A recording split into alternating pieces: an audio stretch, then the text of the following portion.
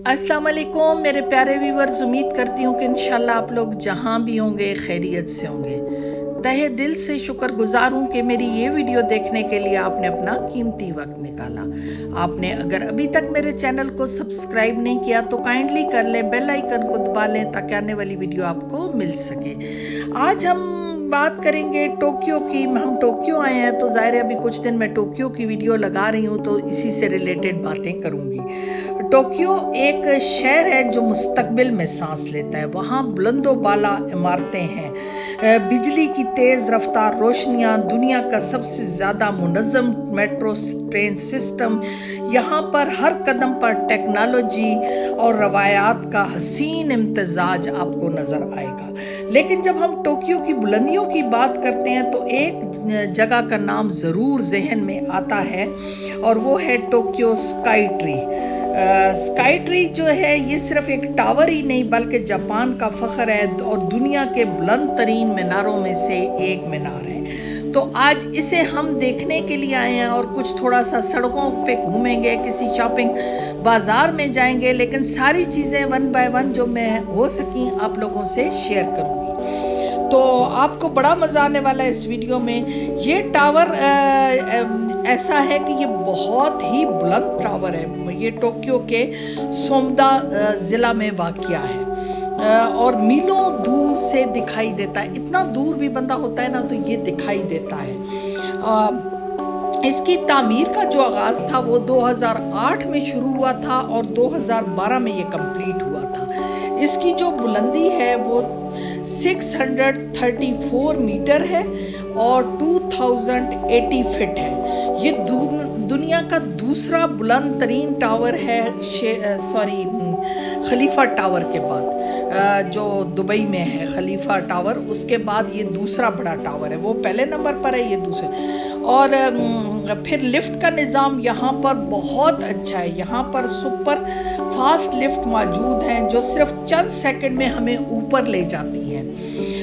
Waiting time आम दिनों में हमें लिफ्ट का वेट जो करना पड़ता है वो 30 से 60 मिनट इंतज़ार हो सकता है, लेकिन छुट्टियों में ये लाइनें लंबी हो जाती हैं और बहुत लंबी लाइनें लगती हैं तो उसमें घंटा 1.5 घंटा भी लग जाता है। इसका जो टिकट है ये पाकिस्तानी, तो मुझे अभी ये इसको आप डबल कर लें, ये तकरीबन 2500 येन इसका टिकट है बालिग़ अफराद के लिए और मुख्तलिफ फ्लोर के लिए इसका टिकट मुख्तलिफ है। लेकिन अगर आप बहुत ज़्यादा खौफज़दा होते हैं तो फिर आप एक जो इसका फ्लोर वो ग्लास वाला है वहाँ पे ना जाएं, बस आप आधे तक जाएं या जितना आप जा सकते हैं। अब जैसे मैं 2-3 तक ही गई हूँ, मैं ऊपर नहीं जा सकी, मुझे डर लग रहा था। तो स्काई टावर क्योंकि बहुत ज़्यादा हाइट पे है तो बंदे को फिर खौफ आता है और जापान बहुत आपको ऐसे लगेगा कि आपके आँखों के आगे या सीने के आगे धरा हुआ है। या आप इसकी बुलंदी देख सकते हैं, ये कैमरे में पूरा भी नहीं आता कि इसको अब कैसे कैप्चर किया जाए। तो इतना खूबसूरत है। इसके दाएं बाएं खूबसूरत दुकानें हैं और यहाँ से आपको ऐसे लगेगा टोक्यो आपके कदमों में पड़ा हुआ है। दिन रात इसमें माउंट फ्यूजी मतलब यहाँ से आप इनका जो वो है माउंट फ्यूजी उसको भी देख सकते हैं। स्काई टावर के पास बहुत ज़्यादा छोटी छोटी दुकानें भी हैं, सोवेनियर भी हैं। हम भी ट्रेन से ही आए, आप ट्रेन से उतर के जा रहे हैं। ट्रेन इनकी बहुत अच्छी हैं और तकरीबन 200 स्टेशन इस पे आते हैं और 2 ट्रेनें हमने बदली थी। और अगर आपने ज़्यादा दिन रहना है तो फिर आप इनका टोक्यो कार्ड मिलता है, एक टोक्यो कार्ड है वो बनवा लें जो ट्रेन वगैरह या बसेस वगैरह में इस्तेमाल होता है। टैक्सी इनकी बहुत अच्छी है पर बहुत महंगी है। हमने तो ट्रेन ही की और बड़ी इकॉनमी और बड़ी रीज़नेबल है, तो बजट में आती है। और हमने तो कैश पे ही वहाँ पे ऐसे कॉइन टाइप पैसे डाले थे और बस अपना टिकट ले लिया था। तो यहाँ के जो लोग हैं वो बहुत महज़्ज़ब हैं, बहुत आहिस्ता बोलते हैं। यहाँ ट्रेन में ऊंची आवाज़ में बात करना, फ़ोन पे या एक दूसरे से बात करना अच्छा नहीं समझा जाता। लेकिन अगर आप जापान आते हैं तो आपको कुछ चीज़ों का ख्याल ज़रूर रखना होगा। जैसे आपने कचरा नहीं फेंकना, अगर कचरा फेंकेंगे तो आपको जुर्माना हो सकता है। अगर आप शोर करेंगे तो तब भी आपको मुश्किल हो सकती रही है। जापान के लोग इंतहाई मुहज़्ज़ब हैं, सुबह बहुत जल्दी दुकानें खुल जाती हैं, रात को जल्दी बंद हो जाती हैं। इनके हलाल खाने के भी यहाँ बहुत ज़्यादा पॉइंट हैं, बहुत ज़्यादा जगह हैं जहाँ पे हलाल खाना मिलता है। हमने भी एक टर्किश रेस्टोरेंट है वहाँ से हलाल खाना खाया है, लेकिन क्योंकि यहाँ पे इनका मसला है, मतलब ये मुस्लिम नहीं है तो ये कुछ भी खा सकते हैं। अगर आप जापान आते हैं तो ख्याल रखें कि आपको हलाल खाना मिले। यहाँ पाकिस्तानी होटल भी है लेकिन इंडियन काफ़ी ज़्यादा है, तो आपको ये फ़ायदा हो सकता है। सुशी वगैरह बहुत मशहूर है, सुशी वगैरह खा सकते हैं, वेजिटेबल खा सकते हैं। ट्रेन का सफ़र ज़रूर करें। फिर इनकी जो टेक्नोलॉजी है, जिस तरह कैमरे, मोबाइल बहुत एडवांस हैं, वो आप ले सकते हैं। इनकी मेट्रो आप देखें कितनी खूबसूरत है, बहुत अच्छी है और बहुत कंफर्टेबल है, बहुत आरामदेह है, सीट टू सीट बंदा बैठता है। बाकी भी इनकी चीज़ें मुझे बहुत अच्छी लगी हैं। शोर शराबा नहीं करते, झुक के सलाम करते हैं, बहुत अदब से मिलते हैं, कोई स्कैम नहीं है, टूरिस्ट को तंग नहीं करते। तो मुझे यहाँ के अच्छा लगा है। यहाँ मंदिर भी है और बाकी मस्जिद भी एक आध मैंने देखी है, लेकिन मंदिर है। फिर ये जो चर्च भी हैं लेकिन मंदिर ज़्यादा हैं। फिर आपको यहाँ आके बहुत ज़्यादा एहसास होता है कि बारिश बहुत जल्दी होती है। तो आज हम भी जब स्काई टावर पहुँचे थे तो बारिश हो गई थी और लोगों ने अपने पास छतरियाँ रखी हुई होती हैं। इतने मुनज़्ज़म लोग हैं कि अपनी फ़ौरन अम्ब्रेला उन्होंने निकाली और उन्होंने अपनी छतरियाँ वगैरह तान ली। शायद वो इस मौसम से वाकिफ़ थे, लेकिन हमारे पास तो कुछ नहीं था, हमने नहीं ली। बस हम ऐसे शेड वगैरह पे हो गए, थोड़ी देर हुई फिर रुक गई। ट्रेन बहुत साफ़ सुथरी, बहुत अच्छी।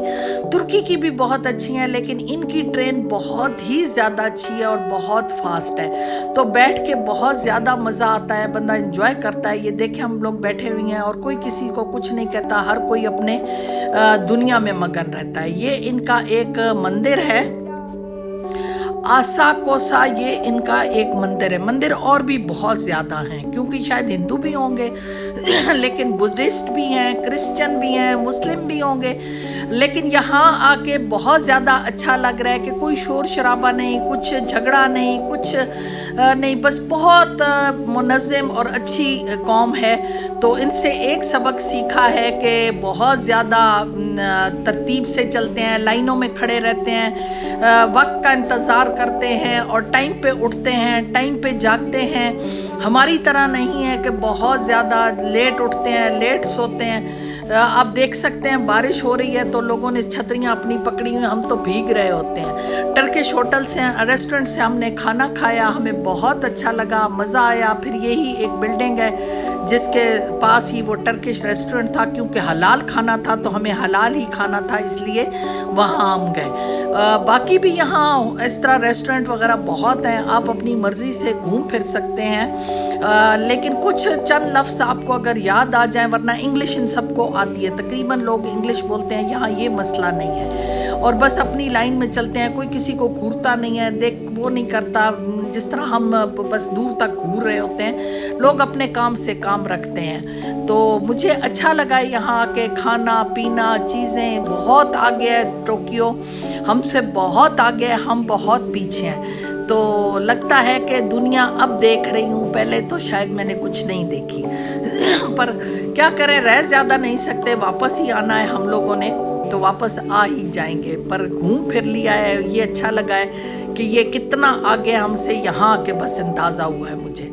पहले तो मैं समझती थी हम भी बहुत आगे हैं, लेकिन हम अभी बहुत पीछे हैं। तो इनका ये वाला जो जगह है, यहाँ बहुत ज़्यादा रश होता है, यहाँ से क्रॉसिंग मुश्किल होती है, लेकिन आज बारिश है और इतना रश नहीं है, तो हम लोग आराम से क्रॉस कर लिया है। एक जगह पे इनके, और मैं आप लोगों से वीडियो शेयर करूंगी, एक कुत्ता है और उसकी कहानी फिर आपको सुनाऊंगी। उसका वहाँ स्टैचू लगा हुआ है। यहाँ पे ये देखे लोग बस सेल्फियाँ ले रहे हैं, तस्वीरें ले रहे हैं। टोक्यो की एक तस्वीर है जो मैं आप लोगों को दिखा रही हूँ, टोक्यो शहर में घूम के कि दुनिया क्या कर रही है या वो कैसे जीते हैं। ये वो कुत्ता है जिसके पास तस्वीर वो लेते हैं। अब इसकी कहानी या आज ही सुना देती हूँ। कहते हैं कि ये अपने मालिक के साथ रोज़ आया करता था और यहाँ बैठ जाता था। फिर ऐसा हुआ कि इसका मालिक एक दिन गया अपने काम पे और वो वापस नहीं आया। उसका एक्सीडेंट हुआ, खुदा जाने या क्या हुआ। उसके बाद ना ये यहीं पे बैठा रहा। ये इस जगह से हिला नहीं और इसको कितने महीने गुजर गए या साल गुजर गया खुदा जानता है, उसी बंदे के इंतज़ार में कि मेरा मालिक आएगा और मैं उसके साथ वापस जाऊंगा। वो इससे आगे कहीं ट्रेन से काम पे जाता था और ये यहाँ बैठ जाता था। जब वो आता था फिर ये शाम को उसके साथ घर चला जाता था। जब वो वापस नहीं आया तो बस इसी जगह पे ये बैठे बैठे बैठे जो है ये बहुत बीमार हो गया। लोगों ने खाना शाना दिया, जितना अरसा इसकी ज़िंदगी सी, साल 6 महीने या 2 साल खुदा जानता है। फिर उसके बाद जब इसकी डेथ हुई तो जो यहाँ का बादशाह था या मेयर था, जो बंदा भी था, उसने इसकी वफादारी के बदले में इसकी तस्वीर, इसका स्टैचू यहाँ बनवा दिया कुत्ते का। और यहाँ अब लोग आते हैं, तस्वीर खींचते हैं, तस्वीरें खींचते हैं। बहुत ज़्यादा लंबा रश होता है तो इस वजह से लोग इसकी वफादारी की मिसाल देते हैं। तो वाकया कुत्ता एक वफादार जानवर है, ये सारे हम लोग जानते हैं, लेकिन ये एक सच्ची कहानी है जो वहाँ के लोग सुनाते हैं कि ये कोई ज़्यादा पुरानी नहीं है, भाई चंद साल पहले की बात है। तो ये इसका एक अच्छा, ये चौक भी बहुत मशहूर है कि यहाँ रश बहुत होता है और इसको क्रॉस करना बहुत मुश्किल है। ये सारे लोग तस्वीरों के इंतज़ार में खड़े हैं कि हमारी बारी आएगी तो हम इस कुत्ते के साथ तस्वीर खींचेंगे, तो इसलिए ये यहाँ खड़े हैं। वरना यहाँ रश तो क्रॉसिंग की वजह से भी बहुत है। ये आप देख सकते हैं कितना बिजी चौक है। ये इतना बिजी चौक है टोक्यो का कि कहते हैं कि यहाँ बहुत ही रश होता है, लेकिन इस कुत्ते की वजह से लोग बहुत दूर दूर से आते हैं और इसका तस्वीर खींचते हैं। तो मुझे भी यहाँ आके अच्छा लगा, हमने भी तस्वीर बनाई, लेकिन काफ़ी इंतज़ार करना पड़ा। बाकी यहाँ बहुत एडवांस कारें हैं जो गाड़ियाँ रोड पे देख रही हूँ, बहुत लेटेस्ट हैं। हमारी तो कोई यहाँ BMW या कोई मर्सिडीज़ कोई एक आध मुझे नज़र आती है। यहाँ तो सारी इसी तरह की लेटेस्ट बड़ी बड़ी गाड़ियाँ और ख़ूबसूरत गाड़ियाँ। बाकी मोबाइल भी बहुत लेटेस्ट, मशीनें बहुत लेटेस्ट, फ्रिज बहुत लेटेस्ट, इलेक्ट्रॉनिक्स में बहुत आगे हैं। इतना आगे हैं कि मुझे यहाँ आके लगा कि हम बहुत पीछे हैं। अभी हम बहुत पुरानी चीज़ें चला रहे हैं, ये बहुत आगे हैं हमसे। गाड़ियों को आप रोड पे देखें तो हैरत चुक जाती है कि ये कितना आगे है। बाकी भी चीज़ें इनकी हमसे बहुत अच्छी हैं। इनका जो पैसे हैं वो तकरीबन हमारे जो हैं वो 100 रुपया, इनके तकरीबन 55 या 60 येन बनते हैं। तो हमारे पैसे जो हैं वो कम हैं, वैल्यू हमारे पैसों की नहीं है इतनी, लेकिन फिर भी चले बेहतर ही है। बाकी सारी चीज़ें अच्छी हैं जापान की, लेकिन आपने शोर नहीं करना, आपने कचरा नहीं फेंकना, आपने झगड़ा नहीं करना और टाइम से सो जाना है। सुबह टाइम से दुकानें खुलती हैं, लोग बड़े एहतियात है से मिलते हैं, अच्छे तरीके से मिलते हैं। पब्लिक प्लेसेस पे सिगरेट, नशा, ये तमाम चीज़ें बंद हैं और लोग नहीं करते। हमारी तरह नहीं है कि लोग जो हैं पब्लिक प्लेस पर ही शुरू हो जाते हैं और उनको हम मना करते हैं, भाई साहब सिगरेट ना पिएं, भाई साहब ये जो रैपर नीचे फेंका है इसको उठा लें। तो उनकी शायद तरक्की की वजह ये है कि हर बंदा ठीक है, तो इसलिए उनके मुल्क भी तरक्की कर गए। हम खुद एक ठीक हो जाएं तो दूसरा खुद ब खुद ठीक हो जाएगा। लेकिन कुछ चीज़ें बंदा हर वक्त सीखता है, शायद सीखने का प्रोसेस कभी ख़त्म नहीं होता और ऐसा ही है। बहुत सारी चीज़ें अब मैंने इनसे सीखी हैं जो मुझे शायद पहले नहीं पता थी। ये तो पता ही थी लेकिन कुछ नहीं भी पता थी। तो जुड़े रहें मज़ीद अच्छी वीडियो देखने के लिए और इसके साथ मुझे इजाज़त दें। फ़िलहाल के लिए इतना ही, बस अल्लाह हाफ़िज़।